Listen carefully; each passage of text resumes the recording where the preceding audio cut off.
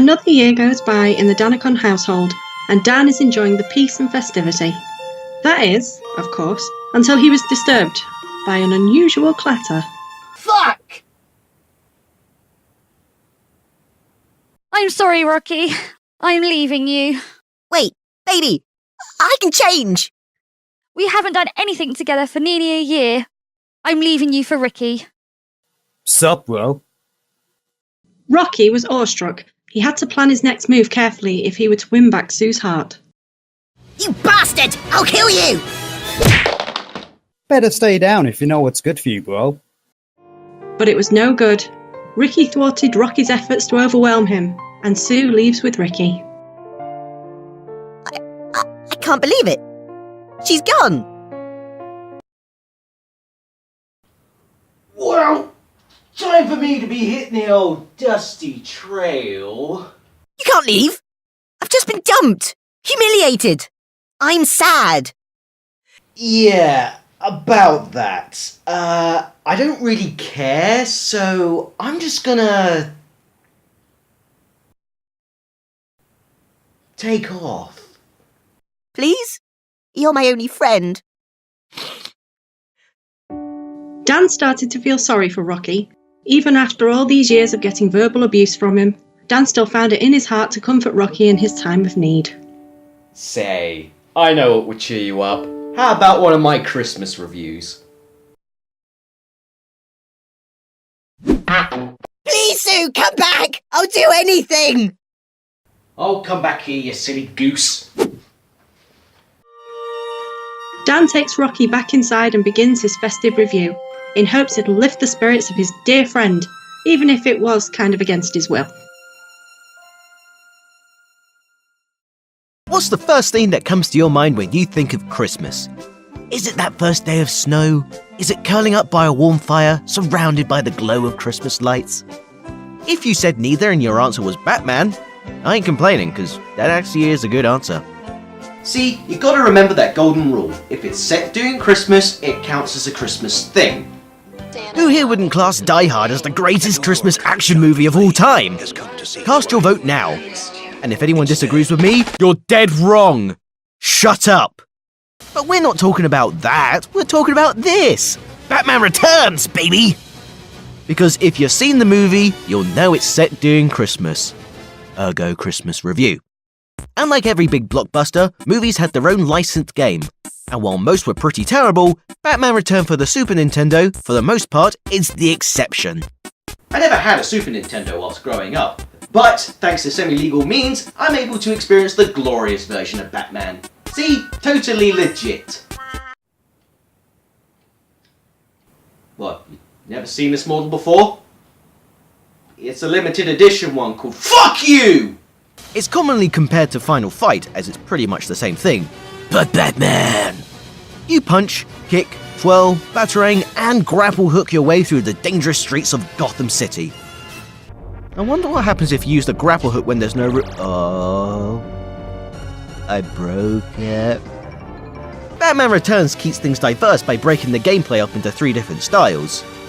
So to say this game is pretty repetitive can be a bit of a stretch. The first and most obvious being a beat-em-up, then shifting perspective to a 2D side-scroller, then you have these driving parts. So let's break things down and look at each part separately, as one is really good, one is okay, and the other is, well, pretty bad. Like George Clooney's nipples Batman bad. The game starts in the beat-em-up style, beating the snot out of clowns left, right and centre! This is definitely the better part of the game, and I think the game is pretty self-aware of that, hence starting off with it. You know, put your best bat foot forward and whatnot. Beating up enemies is pretty satisfying, with punchy sound effects and that little screen shake when you land a heavy attack or an explosion happens. It's also pretty cool to throw bad guys into the background, or smashing their heads together. See, he did it once in the movie, and now they put it into the game.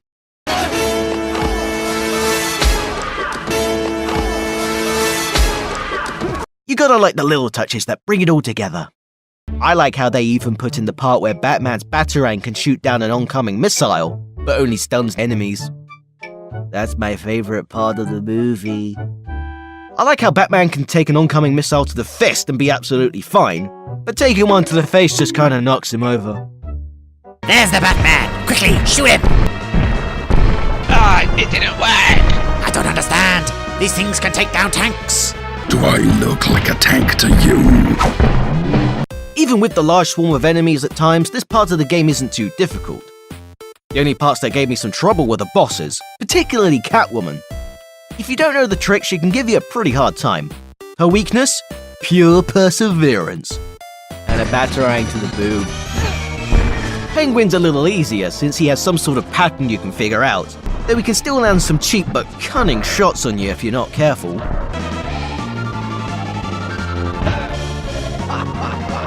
That sneaky little bastard. Next up we have the 2D section, and this is where the cracks kind of start to show a little. Punching has been replaced with batarang, which has been switched from stun to kill, and can now hurt enemies. Can't really understand why that choice was made, but let's just go with it. It's easier to take down clowns since you can attack from a distance, which, is still pretty always handy, I guess. But like every side-scroller ever, we're introduced to these platformer segments, like jumping from window ledges and over fire. Stupid, stupid fire. Luckily though, these don't occur too often. But I especially like the part where you're going up the side of the building beating up clowns as they jump out of windows. The pace certainly doesn't slow down for these parts. The only thing that is going down are these clowns. How do you kill a circus? You go for the juggler. That wasn't funny! The grappling hook now works for real this time. And it's cool because you can swing around like Spider-Man for some reason. There's also that one part where you can fire at the wall behind the clown. Like in the movie, the clown was all like, haha, you missed. And Batman's all like, I never miss. They put that in the game too, except I may have made it look a little less impressive.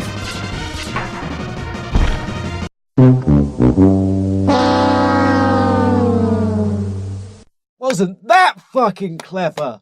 For me, the grappling hook is a little less than reliable, as I've had a few occasions where I either fall off the screen or was hit unfairly by random objects, like fire.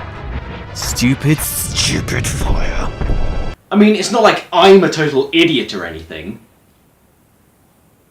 No, wait, that is it. I do much prefer how you use the grapple hook in the Mega Drive version, as you quickly zip to higher ledges. See? So much cooler. And finally, the most lackluster part of the game, the Batmobile parts. It feels a little tedious and, well, kinda shit. You shoot down bikers and eventually a camper van filled with clowns as you drive down the longest road Gotham City has to offer. That's pretty much it. It's pretty mediocre at best, and it's my only real snag I have about this game. It's so easy that I didn't even die despite continuously crashing into enemies. Down to it all, I think it's the beat-em-up levels that hold this game together. The platforming sections are okay, they keep up the pace and the transitions between the two styles are seamless. But it's the driving parts that lose my interest. The game looks great with all its detailed sprites, the music is dark and fits nicely with the overall tone of the game, if not kind of forgettable. You really can't beat how jazzy the Sega version is. That's catchy! I still prefer Streets of Rage 2 as my favourite beat-em-up game since that's what I grew up with. Can't deny, it's a good game. That is the first and last time I do that. The end. Dan finished his review and he turned to his friend to eagerly await his response, which was bound to be nothing but praise and joy. Once again, that sucked and didn't help. You suck. So hard. You ungrateful little shit!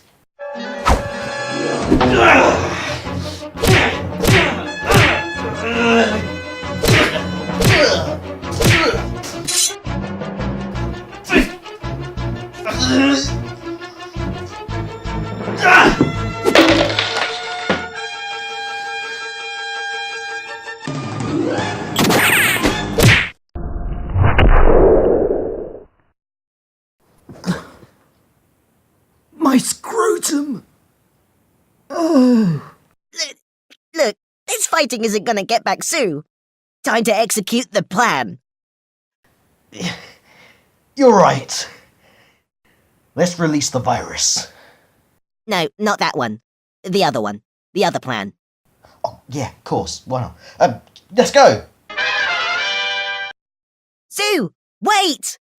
She doesn't want to speak to you. Roll away, little pebble. Rox, don't roll. What is it, Rocky? Lips as sweet as candy. Its taste is on my mind. Girl, you got me thirsty for another cup of wine. Got a bug from you, girl, but I don't need no cure. I'll just stay a victim if I can be sure. All the good love when we're all alone. Keep it up, girl. Yeah, you turn me on. I'm hooked on a feeling. I'm high on believing that you're in love with me. Oh, Rocky, that's the sweetest thing, if not the only thing, you've ever done. Whatever. I'm out of here. You bros deserved each other. Truth be told, it was a miracle that plan actually worked, because in real life, we all know that wouldn't have happened. Sue would have left with Ricky, and Rocky would have fallen into a deep depression and died from a drug-related suicide. But hey, it's Christmas. We went with the family-friendly ending, and also because YouTube probably wouldn't let that other ending fly. The lesson here is, be yourself. Or something stupid like that. Merry Christmas, everyone! Oh, thanks for watching. Hope you enjoyed that episode. If you did enjoy it, leave a big fat like on this video and subscribe to the channel and become an official Broacon. Because, yeah. I just want to say a big thanks to everyone who took part in helping me in this video. With Aravelle being the narrator, Mr. Steven as Batman, JD as Ricky, ShadowStalker as the Fat Clown, and Desktopsimmer as Thin Clown. Yes, those are their official names of the clowns. Links are on the screen now and in the description. You should totally check them out because it's Christmas. In the meantime, why not click on these nifty little annotations? They'll take you to 2 more videos that I have done. And guess what? They work on mobile, so tap away. Thanks for watching, and I hope you have a fantastic Christmas, you awesome Broacon, you. And until next time, bye-bye.